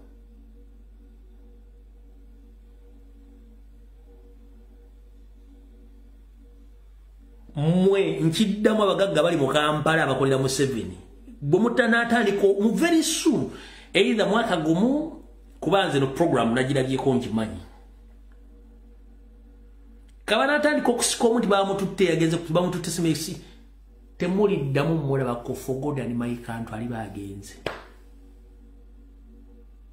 talidda lwaki Museveni akimanyi mwenna tekuli amwagala mumukozesa bukozesa kufuna sente na kuyisa bintu byammwe kati ayina okuza ebintu ebyo mu very sophisticated way etagenda kulekanya abantu wadde aba family naye watu tubaga ebigambo bino bayita ku matu nenga naawe otudde okimanyi ensimbi z'olina sizizo motoka mwotambulira siyiyo akedi mwovumira abantu sizizo naawe okimanyi buli nga n'omukazi gw'olina ow'okubiri ow'okusatu munyalwanda okimanyi yakufumbira gulinizi n'owoomerwa n'ogamba anenambeemu omuganda kamulekewo nakijanganja takyangasa ngende w'omwana alina ebbereri ng'ettutu byokoma okuyonka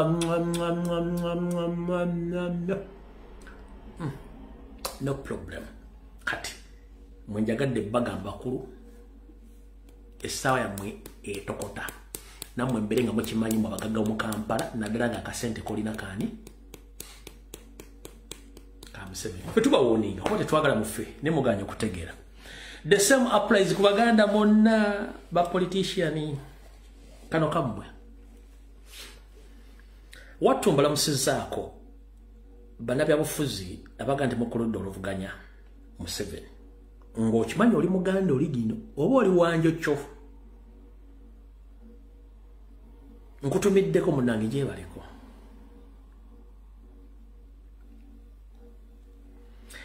wali wetegerezaako ow'endali ng'atambula mu koolansi oba ow'endali ng'atunula bw'ati Museveni bw'ati bw'abalaba Museveni abalaba bw'ati mwenna bw'abalaba bw'atyo kyekiseera mununule eggwanga lyammwe ng'obudde bukyali otherwise it's too late for you mwenna kubanga temumanyi buli alina omusirikale akukuuma ewuwo oba akukuuma mu kkubo gy'otambulira nammwe abalina basukka mu omu buli lunaku oyazzayo information ate era yafuna n'ebiragiro by'okukola kyakola yensonga lwaki ennaku zino mmwe kennyini abeefudde ne muli bannabyabufuzi bye mwogera tebikyakwatagana kubanga mukimanyi endagaano ze mwakola naye ng'agenda bajjawo omu ku omu nammwe mbatumiddeko awo nawo nfuddewo katugende ku nsonga endala kuba obudde budduka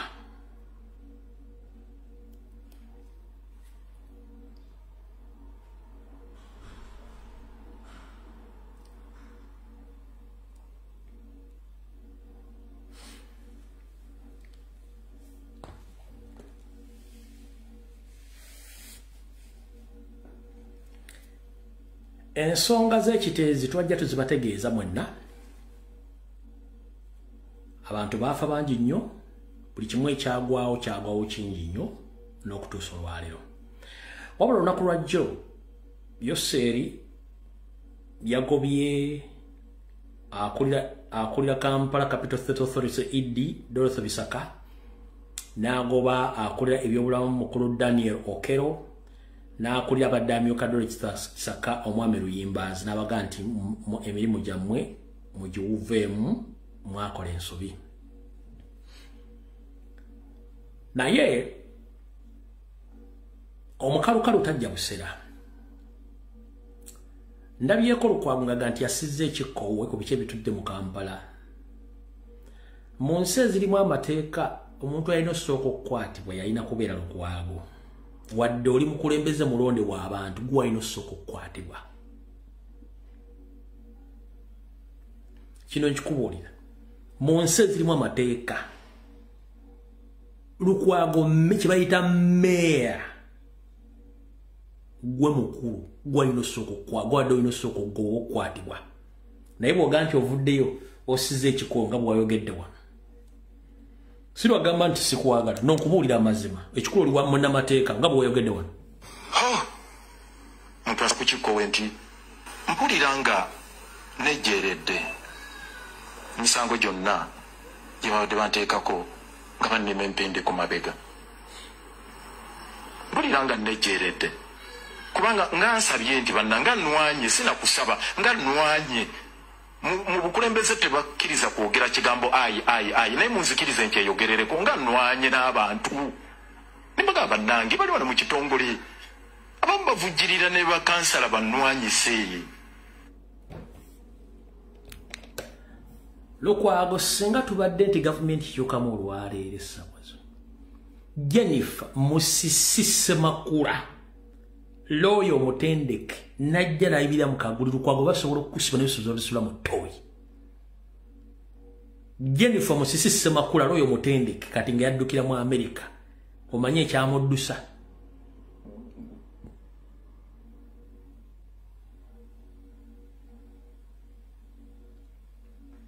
goza nti bakutikiddeko omugugu osobola okutuleetera video bbiri ng'enjega y'ekiteezi tennagwawo nga lyogenzeeko ekiteezi n'okola demonstration oba physical survey ng'otegeeza abantu b'eggwanga nti kiteezi ali mu mbeera bweti olyoka ogambe nti bakutikudde omugugu Lukwago osobola okuleeta video bbiri ng'ogenze ekiteezi ng'enjega eno tennagwawo n'ogamba embeerera ekiteezi mbi osobola okuleeta video ezo bbiri lwaki abaana bakansala bannupu bazze mu kuteesa ne bagamba twagala alipoota waganya obba wa alipoota kati ogamba otya mbu bakutikudde omugugu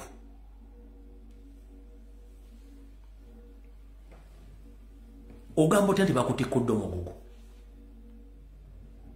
okuva lwalinya mu Kampala kuwa meeya Salimu Sale yagifuula mpuku y'ababbi Kubatera idi okutandika okuyisa billions and billions of money ngoli shareholder ku sente ezo kuba teri sente sobola kufuna mu Kampala Lukwago nga tolinako mukono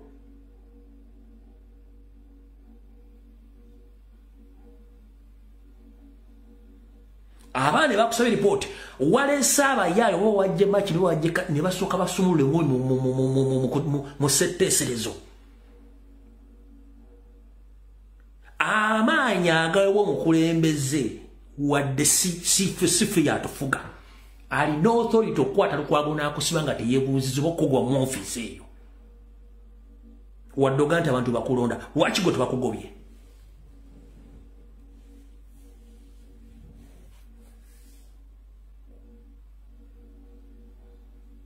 Lukwago mulekera okubuzaabuza abantu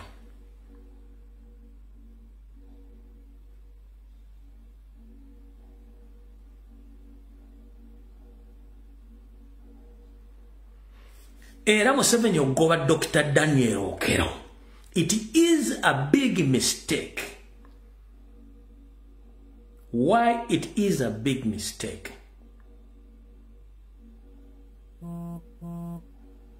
Before that tragedy happens, like 2 months before, Dr. Daniel Okello came out publicly and wrote a report about Chitezi. Abaliwo nabasomera report ya Dr. Daniel Okello yawandiika ku byali bigenda otuuka ekiteezi. Njagala abantu kube baliko nga basomera ebbaluwa eyo. Yawa Sisi n'awa Lukwago, n'awa Idi, no minister wa Kampala, n'awa ne councillors. Njagala abantu kube baliko wano ku video eyo. Mugambe nti ebbaluwa saagisoma Daniel Okello yawandiika abadde akulira department ya health.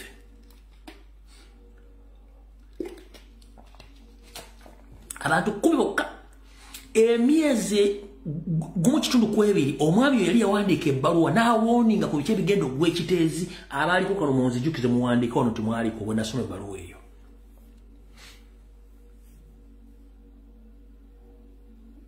Tumusiime wuno agamba yaliko oyo omu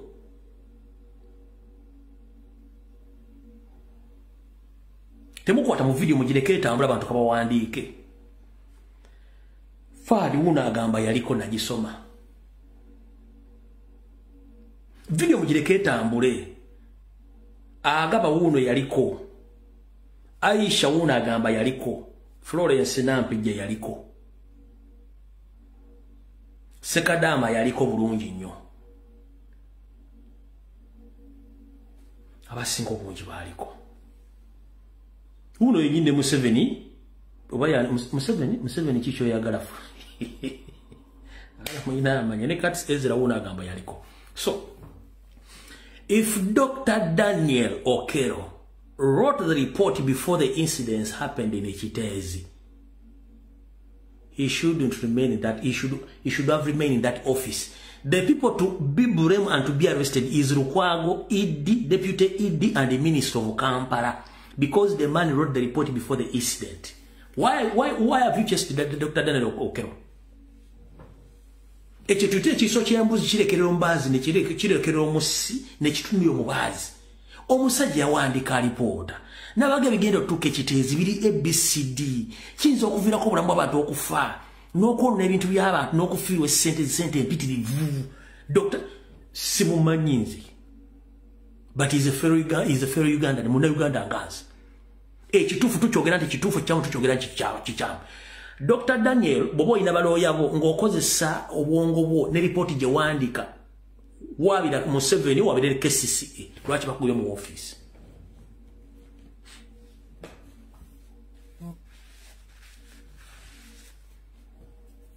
Report hiyo yegenda kukola ngobo julizi nti you want the Okwago, you want the ED, you want the Deputy and the Minister of Kampala ono mukyala wali mu Kisenyi mu Kalitunzi.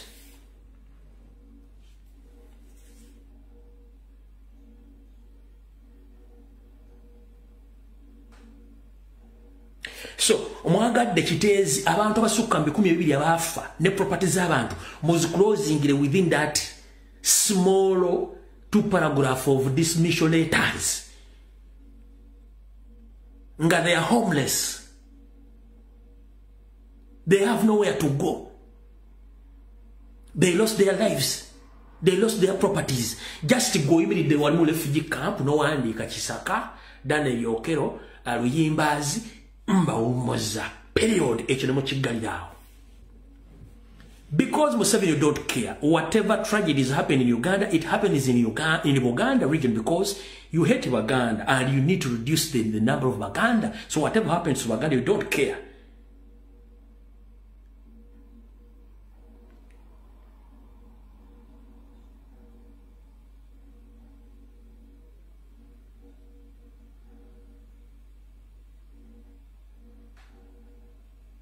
And that's the truth.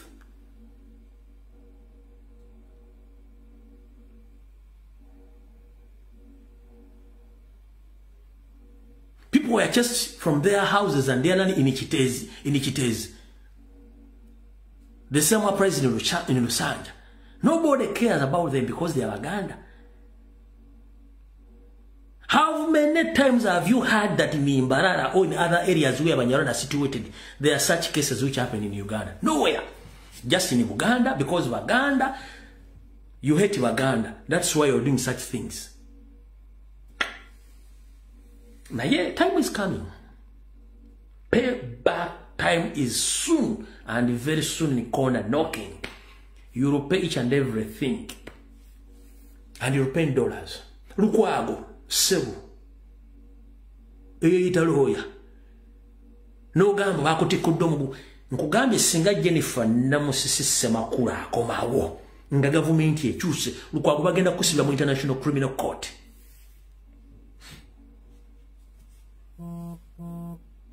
No kwenyigira mu kubba ensimbi z'ekibuga Kampala.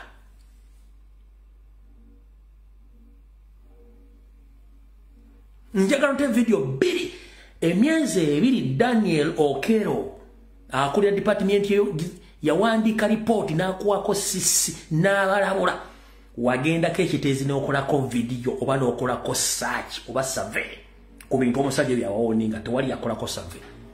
But babadde bagoba basookedde ku ye.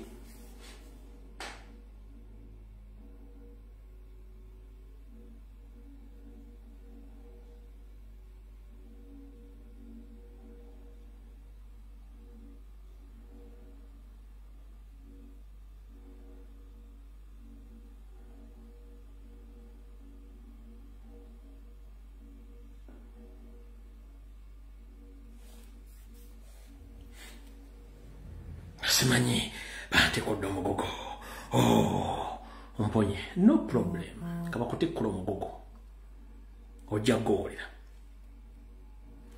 kati kambazanyira nakana aka video kaddakiika 3 oli muna Uganda gy'oli njagala at least mubeeremu ffenna tetugenda tuuka mu Uganda mpya but at least muggula obwongo bwammwe mutwale information gye tubawanga ekintu ekyomugaso londa mu byosobola byotayagala bireke nzize ndeppuka ne information y'obutwa all along kansoke mbajjukize Museveni yamanya nti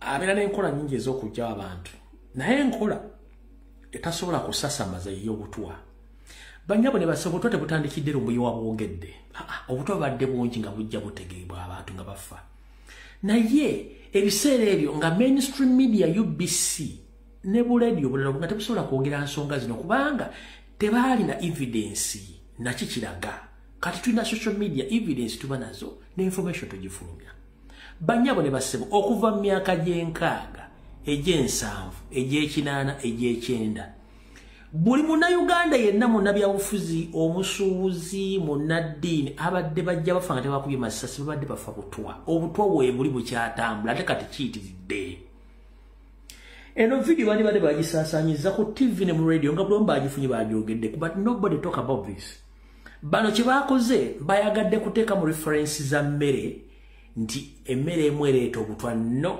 a big no why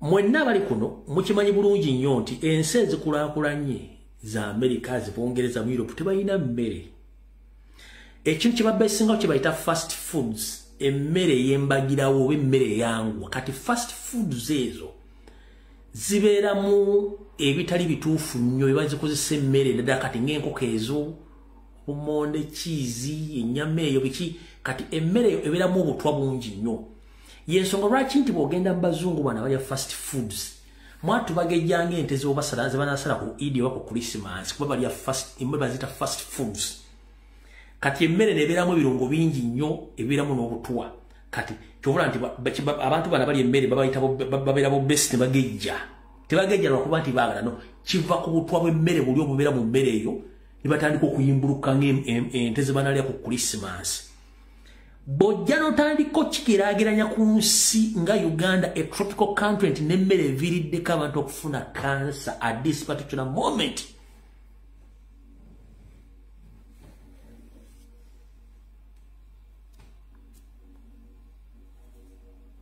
njala mbazanyira akatambi kano alipoota ku butwa obutta abantu obumba bubaweera mu mmere obulala buva mu buwoowo bwe ya gavumenti ey'omwaka 2022-2023 abantu 15 basangibwamu obutwa obw'enjawulo mu mibiri gyabwe alipoota eraga nti abantu abasoba mu bitundu 2 ku buli 100 basangibwamu obutwa obuva ku birime abasoba mu bitundu 2 ku buli 100 basangibwamu obutwa obuva ku bintu ebikozesebwa ewaka nga jjiiki ayoza engoye abantu abasoba mu bitundu 14 ku buli 100 babujjibwa emisota so nga abantu abasoba mu kitundu kimu ku buli 10 babateera obutwa mu mmere ate abalala ebitundu 2 ku buli 10 obutwa babujja mu kussa mukka mubi abantu abaweza ebitundu ebisoba mu 63 ku buli 10 baweebwa obutwa mu bugenderevu nga be basinze okukozesebwa ennyo so nga obuwoobwo eddagala lya ibuprofen paracetamol sanitizer eddagala eriziyiza okufuna embuto nabyo bivuddeko abantu okuba n'obutwa mu mibiri gyabwe omwogezi wa minisitule y'ensonga z'omunda mu ggwanga Simon Peter Mundey agamba nti ebitundu by'obuvanjuba bye byasingamu abantu abangi abasangibwamu obutwa mu mibiri gyabwe obukiikakkono ne bugoberera obugwanjuba ne buddako olw'obuddo n'esembayo disitulikiti y'e Palisa mu Eastern Uganda yekyasinze abantu obungi okufa poisoni ne tuddako awo ebudaka Kibuku Mbale Serere ne Kumi districts mu Eastern Uganda. Mu Northern Uganda tulina Nwoya, tulina Gulu. Mu West tulina district y'Isingiro. Isingiro abantu bafudde nnyo obutwa. Tetumanyi lwaki naye nga statistics weziraga. Ne wano mu Central e Masaka. Alipoota y'emu eraga nti bukya mwaka guno gutandika abantu 967 be baakasangibwamu obutuwa ng'abasinga okukosebwa baana bato abali wansi w'emyaka 12 ekyongedde okweraliikiriza abanoonyereza. Cases 967 zetutunulidde zino ze baripotinga naye waliwo cases nga mu byalo eyo abantu bafa tebaripotinga basirika busirisi abantu bafa bufi. Mwende era aliko amagezi gawadde abantu ku ngeri ennyangu gye basobola okumanya nti balina obutuwa mu mibiri. Tuyanirira omuntu omulaba nga asesema oluvannyuma lw'okulya emmere olaba alina omutwe nga gumuluma ekiyitiridde olufuku. Ekyo omwami olw'amagye kyakola kye bayita premeditated statement. Oyo kyakola kye bayita premeditated statement, okwogera emboozi enteeketeeke ku biki ebibaddewo nga tembimanyi n'ebigenda okujja bireme bafuukira kizibu. Tugenzeko mu forensics katono nnyo eya video eno. Kati gwe abadde ampakanya eyanvumanga eyakolanga ki kino kikuleka ludda waffe tetukyayomba n'abantu. Kati bwe tudda mu forensics tukimanyi bulungi nnyo Kampala, Mukono, Wakiso, Entebbe areas ezo zisingamu okubeeramu abantu abangi ennyo. Banywa, balya, bakyakala, bakozesa buli kintu kyonna ekyetaagisa okukozesa era abantu bafa bangi nnyo mu bitundu ebyo. Lwaki abuuse n'akutwala e Masaka? Kubanga tayagala kumentioninga bitundu bino. That is their main focus, ye target yaabwe. Tebasobola kuwalaminga nti obuto businga mu Kampala.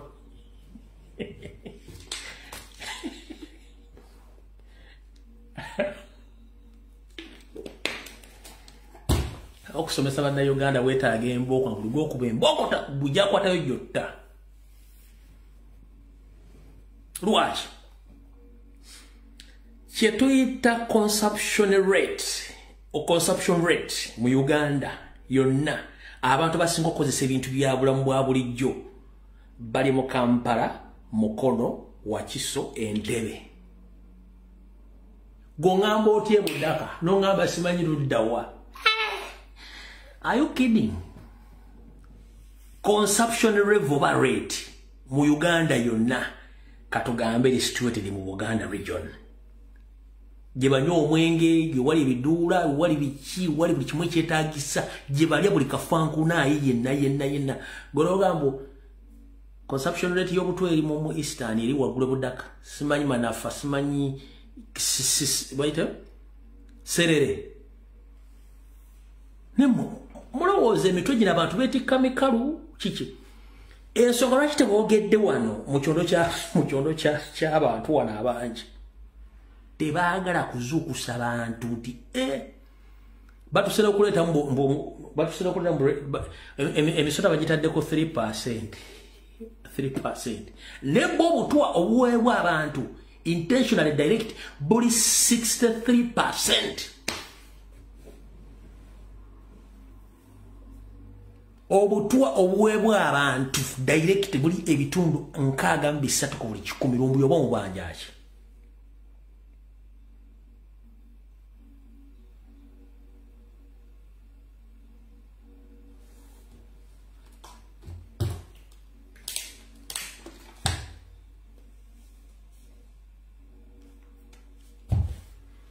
Banyaba de Masebo nessanyo bategeeza akatambi kawedde Mukama bankuumira takomera mpeera tusinkana ku Lokutaano saa 2 ez'akawungeezi. Buli muntu beera mbega wa munno mwebeereremu.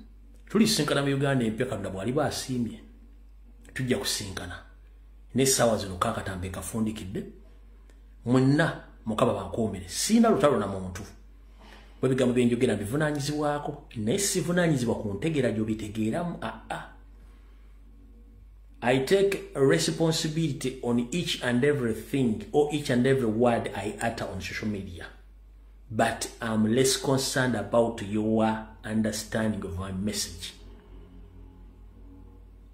I'm not responsible for how you consume my information. But I myself am responsible for whatever each and every information I release here on social media. That is it.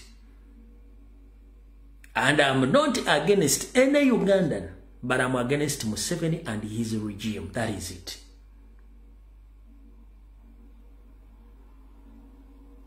Sivunanyizibwa kuntegeerayo gy'otegeera byenkugamba. Naye byenkugambye mbivunanyizibwa kubanga byange. Entegeera gye mbikugamba mu bitegeera gw'omanye. Okitegedde. Mukama bankumira takumira mpeera. Buli muntu weebereremu ekiri atabaala kyekiri nasigadde waka. Nga nfundikira. Video zino ngenda tandiko zijjayo ku bwenyi bw'ekitabo olw'ensonga nti tukizudde nti Museveni n'ebitongole bakozesa video zino okuwabira accounts zaffe ne page zaffe n'osanga bazilimittinze badde na badde kibaga mu ntandikwa. Video zino bwe tuzira ku Facebook abaziraba oluvannyuma ne seemwa ne iso balipotinga videos zino baziripotinga ne balimitinga accounts zaffe ne page zaffe. Unako osanga bazilimittinze bakola bukibanga bakosa video zino zennyini. Kati bwenzijjera musaa ku page endala itusokeneze kuno okwange nazijjangayo abatazirabyo jazisanga ku platforms endala neze kuno okwange nafunye information eraga nti videos ezina baziripotinga. Kati mbanja yarajijjayo nenjiteeka ku YouTube n'abalala baziteeka ku Facebook wa YouTube ne basanga yo ne wano bazijjayo. N'olwensonga Mukama bakumire mwenna abatukumira mpeera naddala abantu abali mu diaspora mwekuume baganda bange. Sina utalo na muntu yenna. Gwa yango ina utalo nga njogedde information ekwatako kitegeeza kyenjogedde kituufu. Naye ate ekyokola kikyamu. Lubiriro ggwanga lyo. Sente teziggwayo. N'abazisookawo bazireka. Mukama bankuumire.